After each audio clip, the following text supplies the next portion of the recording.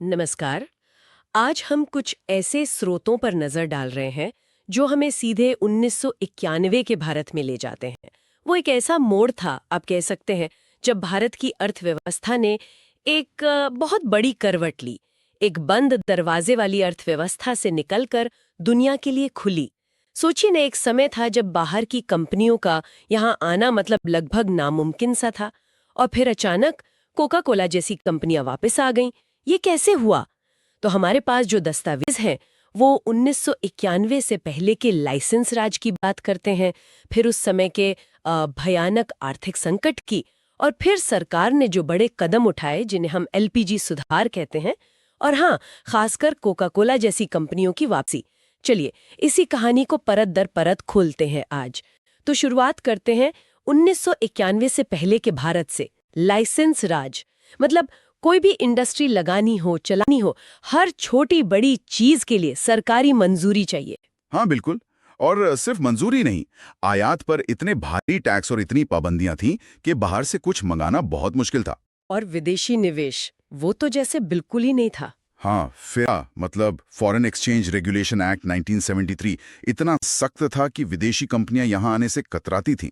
न के बराबर था निवेश। और देखिए, इसी माहौल में वो 1991 का संकट गहरा गया। हाँ, उस संकट के बारे में बताइए, क्या हुआ था असल में? हालात बहुत ज्यादा बिगड़ गए थे। भारत के पास जो विदेशी मुद्रा भंडार होता है, मतलब डॉलर्स वगैरह, वो लगभग खत्म हो गया था। आलम यह था कि कुछ हफ्तों के जरूरी आयात जैसे पेट्रोल, डीजल, उसके लिए भी पैसे नहीं थे। अरे बाप रे। ऊपर से उसी समय खाड़ी युद्ध छिड़ गया तो तेल की कीमतें आसमान छूने लगी। सरकार का खजाना खाली, घाटा बहुत बढ़ गया था। मतलब देश अपने अंतर्राष्ट्रीय कर्ज चुकाने में डिफॉल्ट कर सकता था, ऐसी नौबत आ गई थी।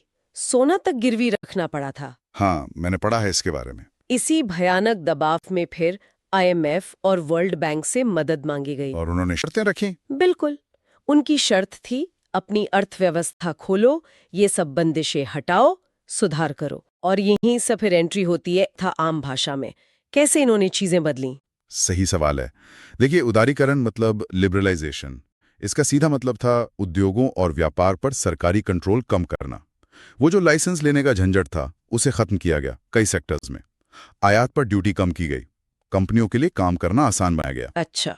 रुपए का अवमूल्यन भी किया गया, मतलब जानबूझकर उसकी कीमत डॉलर के मुकाबले कम की, ताकि हमारा सामान विदेशों में सस्ता लगे और निर्यात बढ़े। और वो जो सख्त एफईआरए कानून था, उसकी जगह बाद में एक ज्यादा लचीला कानून आया, फेमा। ठीक है। और निजीकरण? निजीकरण यानी प्राइवेटाइजेशन। इसमें सरकार ने उन क्षेत्रों से अपना एकाधिकार कम किया या खत्म किया जहां पहले सिर्फ सरकारी कंपनियां थीं, जैसे टेलीकॉम, बैंकिंग, एयरलाइंस। इनमें प्राइवेट कंपनियों को आने का मौका मिला। सरकारी कंपनियों में अपनी हिस्सेदारी भी बेची। और तीसरा वैश्वीकरण, ग्लोबलाइजेशन। हाँ, वैश्वीकरण का मतलब था भारतीय अर्थव्यवस्था को दुनिया की अर्थव्यवस्था से जोड़ना। विदेशी कंपनियां, विदेशी टेक्नोलॉजी, विदेशी निवेश, इन सब का स्वागत करना, दरवाजे खोल देना एक तरह से। और इन्हीं खुले दरवाजों से एक बहुत बड़ा नाम वापस आया, कोका कोला।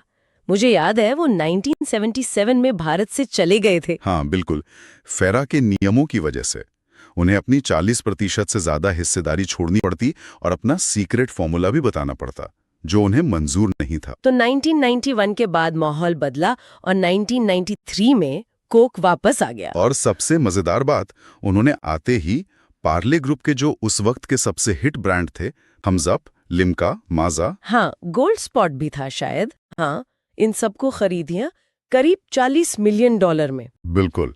और ये एक बहुत स्मार्ट मूव था कोक का। उन्हें रातों रात एक जमा जमाया डिस्ट्रीब्यूशन नेटवर्क मिल गया और ऐसे ब्रांड्स मिले जो लोगों की जुबान पे चढ़े हुए थे। इसने तो उन्हें सीधे मार्केट लीडर बना दिया होगा। हाँ, काफी हद तक। और ये सिर्फ कोक की कहानी नहीं थी। पेप्सी तो खैर पहले आ चुकी थी, लेकिन 91 के बाद तो जैसे एक लहर आ गई विदेशी कंपनियों की। ऑटोमोबाइल सेक्टर में देखिए, जनरल मोटर्स, फोर्ड आ गई। इलेक्ट्रॉनिक्स में एलजी, सैमसंग। हाँ, घर घर में दिखने लगे ये नाम। बिल्कुल। कंज्यूमर गुड्स में यूनिलीवर जैसी कंपनियां और मजबूत हुई। टेलीकॉम में विदेशी कंपनियां आई। नतीजा ये हुआ कि बाजार में कंपटीशन बहुत बढ़ गया। और ग्राहकों के लिए? ग्राहकों के लिए तो चांदी हो गई।